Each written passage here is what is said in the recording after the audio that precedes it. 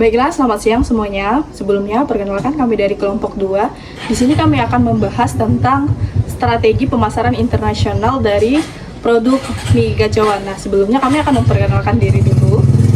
Perkenalkan, nama saya Eresta. Perkenalkan, nama saya Advenisia Febriana Jalu. Nama saya Stefani Sopi. Nama saya Petronella Melani. Nah, baik, kami akan memaparkan materi kami sebagai berikut. Baiklah, saya akan menjelaskan pendahuluannya tentang mie gacoan. Mie gacoan adalah restoran mie populer di Indonesia yang menawarkan mie pedas dengan berbagai tingkat kepedasan, harga terjangkau, dan konsep yang kekinian.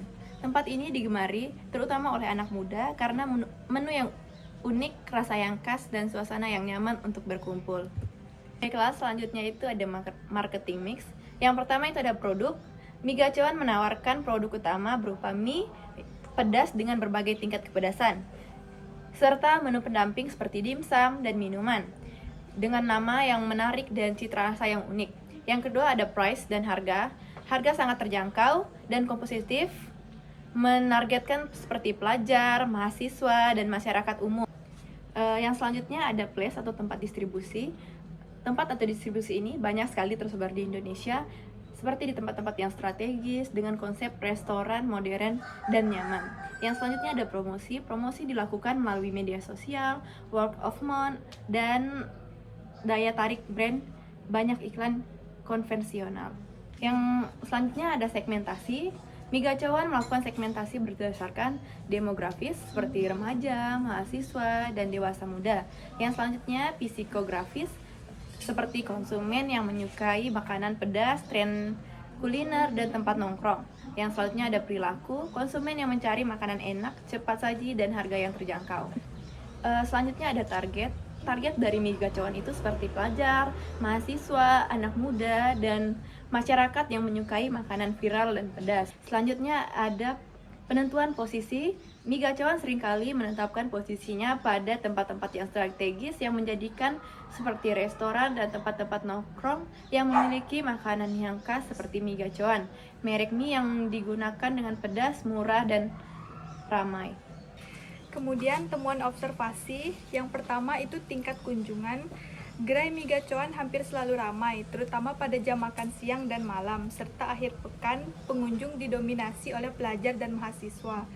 Kemudian ada perilaku konsumen. Konsumen cenderung datang berkelompok untuk makan sekaligus berkumpul. Banyak pengunjung yang memesan menu mie pedas dan dimsum sebagai pelengkap. Kemudian ada produk dan harga. Menu yang ditawarkan sederhana dan variatif dengan harga terjangkau sehingga mendorong pembeli lebih dari satu menu dalam satu kunjungan. Kemudian pelayanan dan sistem pemesanan. Sistem pemesanan terstruktur dan relatif cepat, meskipun antrian sering terjadi karena tingginya jumlah pengunjung. Yang terakhir itu suasana dan tata ruang. Suasana restoran modern, kasual, dan nyaman mendukung aktivitas nongkrong dan bersosialisasi. Keunggulan produk mie gacoan. Yang pertama, harga terjangkau. Dibandingkan restoran sejenis mie gacoan menawarkan harga yang murah sehingga mudah dijangkau oleh pelajar dan mahasiswa. Yang kedua, cita rasa khas pedas. Memiliki pilihan tingkat kepedasan yang beragam sesuai dengan selera konsumen yang menyukai makanan pedas. Yang ketiga, nama menu unik dan mudah diingat. Penamaan menu yang kreatif membuat produk mudah dikenali dan menarik perhatian konsumen. Yang keempat, konsistensi rasa. Rasa mie dan menu pendamping relatif konsisten di berbagai cabang. Yang kelima, pilihan menu pendamping lengkap. Tersedia berbagai dimsum dan minuman yang melengkapi menu utama. Yang terakhir, sesuai dengan tren anak muda. Produk dan konsep mie gacoan selaras dengan gaya hidup dan selera pasar anak muda. Kemudian, identifikasi nilai diferensiasi pemasaran internasional merek mie gacoan. Yang pertama, konsep pedas khas Asia Tenggara.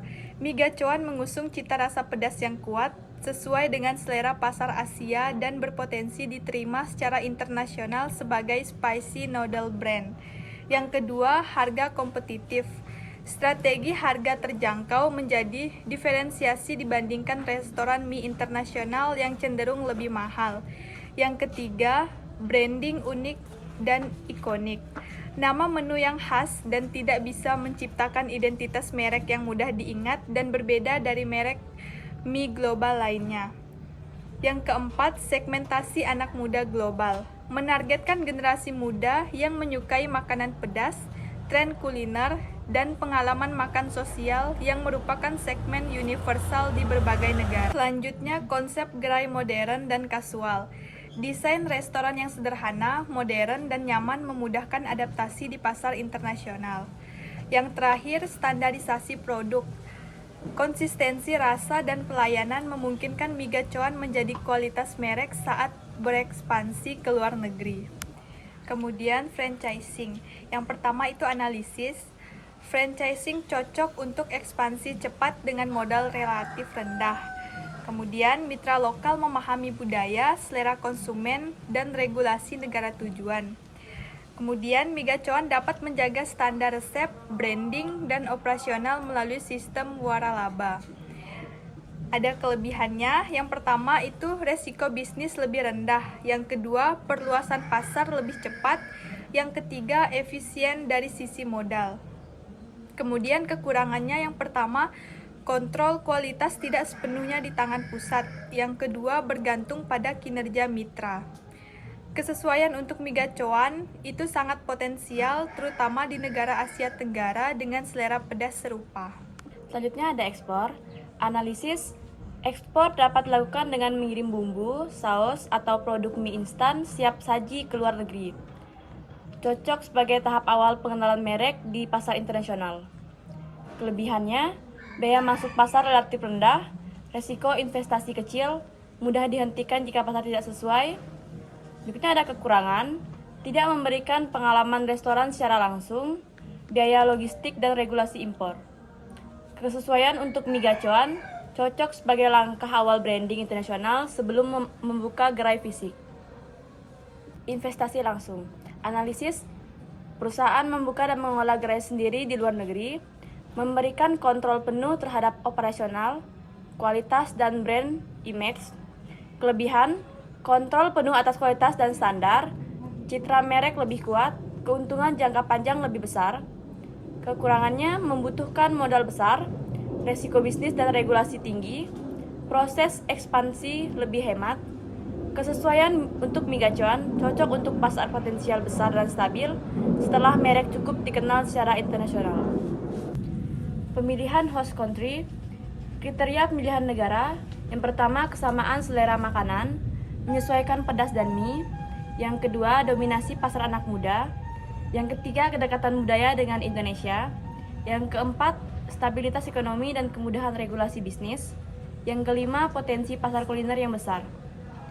Negara target yang potensial. Yang pertama ada Malaysia, selera pedas mirip Indonesia, budaya dan bahasa relatif dekat, pasar kuliner kompetitif namun terbuka.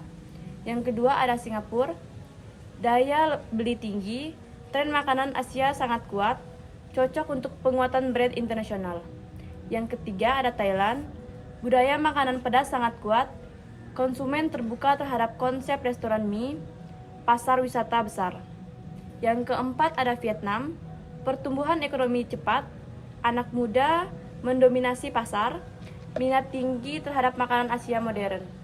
Yang kelima ada Filipina, populasi mudah besar, tren makanan viral dan pedas berkembang, potensi ekspansi jangka panjang.